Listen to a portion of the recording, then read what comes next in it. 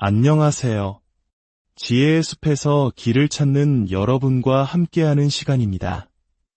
혹시 어떤 장소나 환경에 가면 나도 모르게 기운이 빠지고 불안해지거나 마음이 텅 빈 것처럼 느껴진 경험이 있으신가요? 반대로 어떤 곳에서는 활력이 넘치고 정신이 맑아지는 느낌을 받으신 적은요? 왜 우리는 어떤 사회적 혹은 내면의 공간에 머무를 때 자신도 모르는 사이에 정신적인 힘을 서서히 빼앗기게 되는 걸까요? 스위스의 위대한 정신의학자이자 분석심리학의 창시자인 칼 구스타프 융은 우리가 머무는 환경이 단순히 물리적인 공간을 넘어 우리의 정체성을 형성하고 심지어 뇌의 구조까지 바꿀 수 있는 강력한 힘을 지녔다고 믿었습니다. 그는 어떤 심리적 공간들은 결코 중립적이지 않다고 경고했습니다.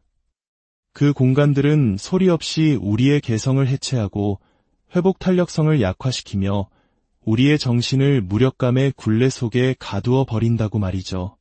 오늘 우리는 칼 융이 경고했던 우리의 영혼을 갉아먹는 7가지 위험한 심리적 환경에 대해 깊이 탐구해 보고자 합니다. 이것은 단순히 물리적인 장소가 아닙니다.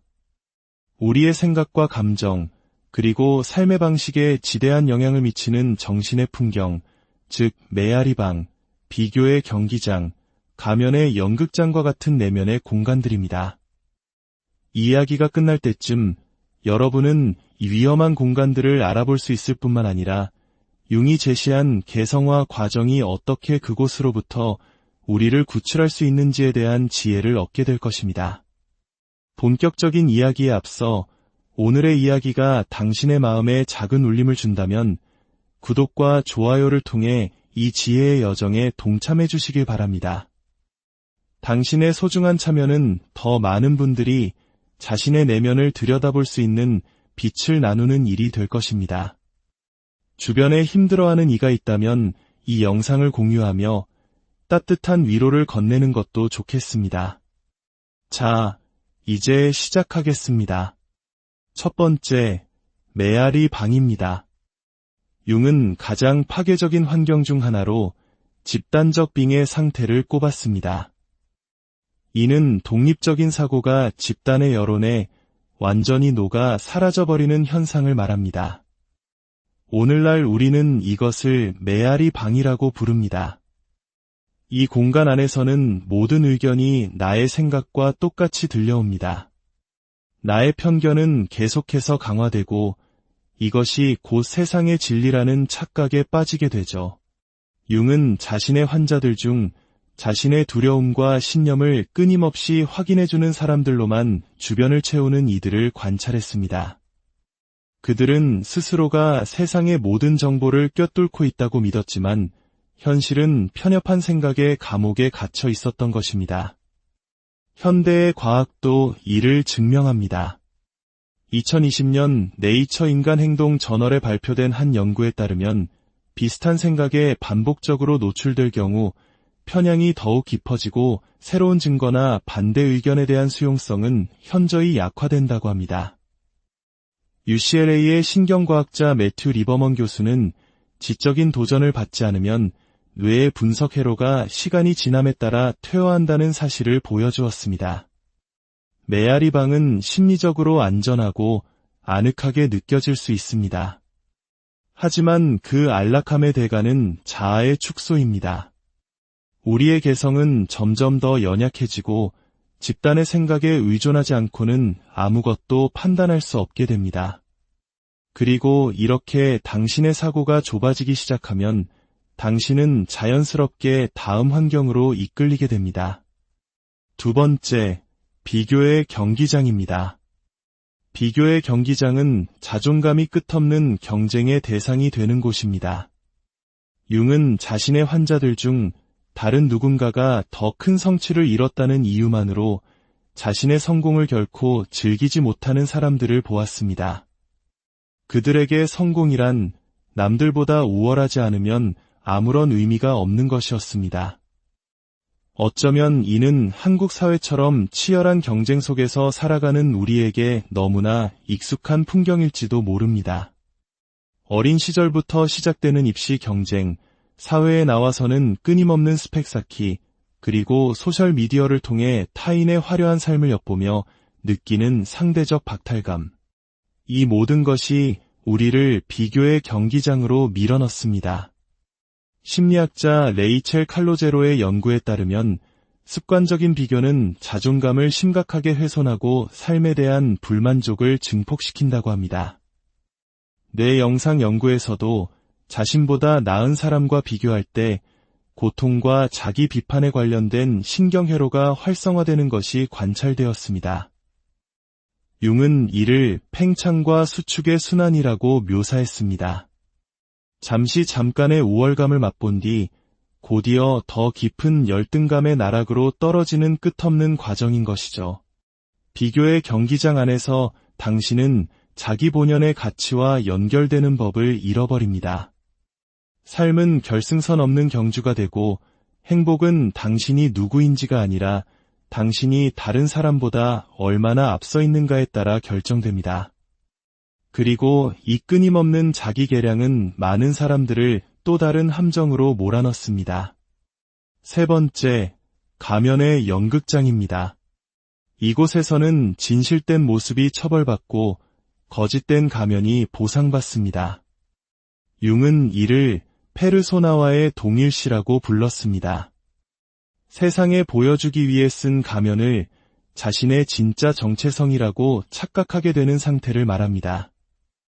그의 환자들은 직장이나 특정 사회 집단에 소속되기 위해 자신의 진짜 생각과 감정을 숨겨야만 했던 경험을 자주 털어놓았습니다. 한국의 직장 문화 속에서 사회생활 잘한다는 칭찬을 듣기 위해 혹은 조직 내의 불화를 피하기 위해 자신의 의견을 억누르고 분위기에 맞춰야 했던 경험, 많은 분들이 공감하실 겁니다.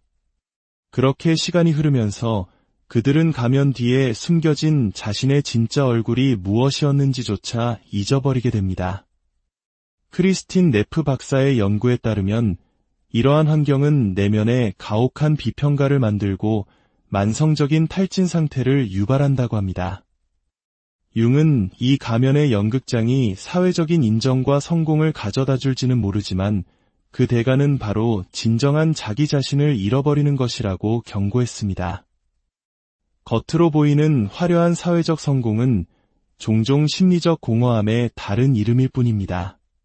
그리고 이 끊임없는 연기가 더 이상 견딜 수 없게 될 때 사람들은 종종 침묵 속으로 후퇴합니다. 평화로워 보이지만 그만큼이나 파괴적인 공간으로 말이죠. 네 번째, 침묵으로 고통받는 공간입니다. 융의 환자들 중 다수는 어떤 대가를 치르더라도 갈등을 피하려는 가정에서 자랐습니다. 겉으로 보기에 그들의 가정은 평온해 보였지만 그 고요함의 이면에는 침묵의 고통이 흐르고 있었습니다. 마땅히 채워져야 할 욕구는 무시되고 감정은 억압되었으며 자신의 연약함을 드러내는 것은 나약함의 증표로 여겨졌습니다. 어쩌면 이는 갈등을 기피하고 좋은 게 좋은 거다라며 화목을 중시하는 우리 문화의 어두운 단면과도 닮아 있습니다. 애착 연구의 대가인 존슨 박사는 관계가 안정적으로 보이더라도 정서적 방치는 사람들을 불안하게 만들고 관계로부터 단절시킨다고 설명합니다. 융은 이러한 침묵이 평화가 아니라 억압일 뿐임을 간파했습니다. 땅속 깊이 묻어버린 욕구는 사라지지 않습니다. 그것은 우울, 불안, 혹은 공허함이라는 다른 모습으로 반드시 되돌아옵니다. 침묵의 고통이 가진 가장 큰 위험은 그것이 정상처럼 느껴진다는 점입니다. 큰 소리로 다투는 일이 없으니 모든 것이 괜찮다고 착각하기 쉽지만 사실 그곳에는 진정한 친밀감이 부재합니다. 그리고 그 침묵이 더 이상 고통을 감출 수 없게 될 때 많은 사람들은 정반대의 극단, 즉 혼돈 속으로 돌진합니다. 다섯 번째, 혼돈의 폭풍입니다. 융이 묘사한 또 다른 파괴적인 공간은 정신적 파편화 상태입니다. 우리는 이것을 오늘날 혼돈의 폭풍이라고 부를 수 있습니다. 이곳은 끊임없는 자극이 멈추지 않고 아주 잠시의 고요함조차 견딜 수 없게 만드는 환경입니다. 과거 융의 환자들은 삶에 대한 애정 때문이 아니라 침묵에 대한 두려움 때문에 매 순간을 신문 읽기, 사교 모임, 혹은 바쁜 일로 채웠습니다.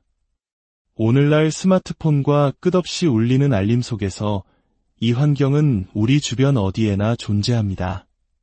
빨리빨리 문화 속에서 잠시의 멈춤도 허용하지 않는 사회 분위기는 우리를 끊임없이 혼돈 속으로 내몹니다.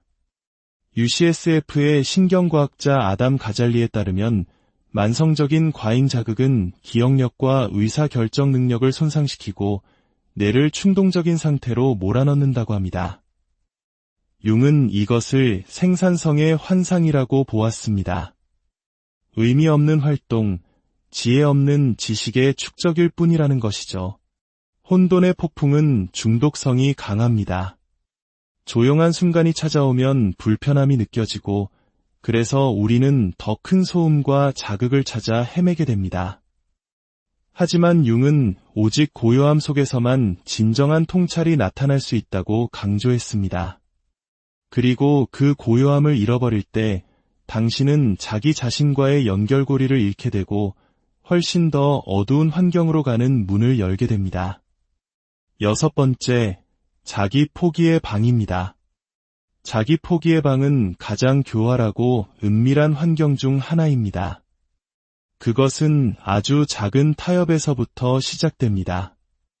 아니오라고 말하고 싶을 때 예라고 대답하고 당신의 직감을 무시하며 당신이 속하지 않아야 할 곳에 계속 머무르는 것. 시간이 지나면서 이러한 타협들이 쌓이고 쌓여 마침내 당신의 삶 전체가 진정한 자아가 아닌 타인의 인정을 기반으로 세워지게 됩니다. 이는 가족을 위해, 회사를 위해 자신을 희생하는 것을 미덕으로 여겨온 우리 사회에서 너무나 쉽게 발견되는 모습이기도 합니다. 몸은 기억한다의 저자 베셀 반데어 콜크는 반복된 자기 배신은 사람들이 자신의 신체 신호로부터 단절되게 만들어 결국 자신의 필요나 욕구를 인식하지 못하게 만든다고 설명합니다.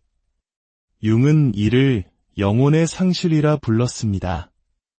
이것은 신비주의적인 개념이 아니라 지극히 심리적인 현상입니다. 진정한 자아가 의무와 기대라는 두터운 벽 아래 생매장되는 것이죠. 사회는 종종 이러한 자기 포기를 책임감, 혹은 희생정신이라는 이름으로 칭송하고 보상합니다. 하지만 그 대가는 극심한 공허함, 피상적인 인간관계, 그리고 마치 자동 조종장치로 살아가는 듯한 느낌입니다. 융은 타인을 실망시킬 위험을 감수하더라도 자기 본연의 모습을 되찾는 것이 이 방에서 탈출하기 위한 필수적인 과제라고 믿었습니다. 7번째, 그림자의 지하실입니다. 융이 묘사한 마지막이자 가장 위험한 환경은 그림자의 지하실입니다. 이곳은 우리가 스스로에게서 부정하고 외면하는 모든 것들이 갇혀있는 금고와도 같습니다. 우리는 분노, 수치심, 슬픔, 그리고 욕망과 같은 감정들을 이곳에 묻어버립니다. 억압하는 것이 곧 통제하는 것이라고 믿으면서 말이죠. 하지만 융은 그 정반대의 진실을 발견했습니다. 숨겨진 것은 오히려 더 강력한 힘을 갖게 됩니다. 트라우마 연구가 피터 레비는 처리되지 않은 감정은 신경계에 생생하게 살아남아 불안, 투사 혹은 파괴적인 습관의 형태로 다시 수면 위로 떠오른다고 밝혔습니다. 융은 이를 그림자에 사로잡힌 상태라고 불렀습니다. 우리가 거부했던 자신의 일부가 무의식적으로 튀어나와 우리의 삶을 지배하는 것이죠. 그림자 지하실의 위험은 고통을 묻어버리면 그것이 사라질 것이라는 착각에 있습니다. 하지만 융은 동시에 이 그림자를 위대한 변화의 원천으로 보았습니다.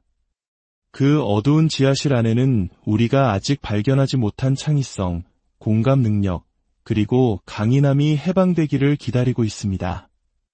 우리가 정직하게 마주할 때 분노는 용기가 되고 수치심은 연민이 되며 두려움은 지혜가 됩니다. 그림자의 지하실은 그것을 회피하는 자를 파괴하지만 그것에 맞서는 자에게는 무한한 힘을 부여합니다. 그렇다면 이 모든 파괴적인 환경으로부터 우리는 어떻게 벗어날 수 있을까요? 융은 해방의 길이 개성화 과정에 있다고 믿었습니다. 이는 평생에 걸쳐 온전한 자기 자신이 되어가는 여정입니다. 그 여정은 알아차림에서 시작됩니다. 지금 내가 어떤 환경에 갇혀 있는지 그 이름을 불러주는 것입니다. 그 다음은 의식적인 거리두기입니다. 당신의 에너지를 고갈시키는 것들로부터 의식적으로 노출을 제한하는 것이죠. 그리고 마지막은 통합의 단계입니다. 진정한 자아를 지지하고 키워주는 환경을 스스로 구축하고 자신의 그림자를 피하는 대신 정면으로 마주하는 것입니다. 이 여정은 결코 쉽지 않습니다. 왜냐하면 위험한 환경들은 너무나도 유혹적이기 때문입니다. 메아리방은 소속감을, 비교는 동기부여를, 가면은 인정을, 침묵은 평화를, 혼돈은 즐거움을, 자기 포기는 칭찬을, 그리고 그림자는 수치심으로부터의 도피를 약속합니다. 하지만 융은 진정한 힘은 안락함 대신 진정성을, 습관 대신 깨어있는 의식을 선택하는 데서 나온다고 단언했습니다. 융의 통찰은 한 세기가 지난 지금도 여전히, 아니 어쩌면 더욱 절실하게 우리에게 필요합니다. 오늘 이야기한 7가지 심리적 환경은 추상적인 개념이 아니라 우리의 일상을 지배하는 실질적인 힘입니다. 메아리방은 생각을 위축시키고 비교의 경기장은 가치를 갉아먹습니다. 가면의 연극장은 정체성을 지우고 침묵의 고통은 욕구를 숨깁니다. 혼돈의 폭풍은 마음을 조각내고 자기 포기는 영혼을 텅 비게 만듭니다. 그리고 그림자의 지하실은 우리의 숨겨진 잠재력을 가두어 버립니다. 문제는 당신이 이 환경들을 마주칠 것인가 아닌가가 아닙니다. 당신은 반드시 마주치게 될 것입니다. 진짜 중요한 질문은 당신이 그것을 알아차릴 수 있는가, 그리고 그곳에서 걸어나올 용기가 있는가입니다. 융은 개성을 찾아가는 모든 발걸음이 개인을 해방시킬 뿐만 아니라 결국 우리가 속한 공동체 전체를 변화시킨다고 믿었습니다. 이제 여러분께 묻고 싶습니다. 당신은 지금 어떤 심리적 공간에 머물고 계신가요? 여러분의 생각을 아래 댓글로 공유해 주세요. 여러분의 소중한 경험과 관점을